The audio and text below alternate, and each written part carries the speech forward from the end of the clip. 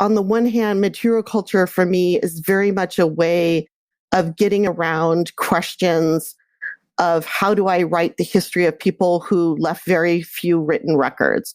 So when a group of people, such as women during this time period, had less access to education, or what they had written was just not valued, so it wasn't kept, how do I create a complex narrative about them, given that lack of sources? And turning to objects is certainly one way to fill that gap. So there's that aspect of material culture for me.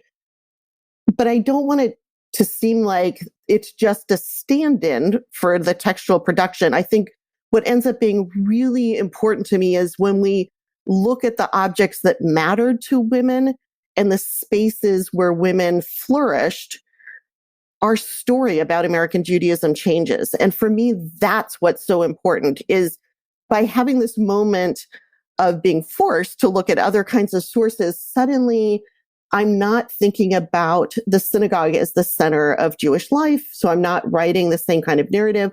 I'm thinking about what Judaica means differently, because suddenly who gets to use what kinds of objects matters. So really just shifting the story because of the sources, that the sources allow us to focus on why I think certain things are important and why historically other people have de-emphasized certain parts of American Jewish history.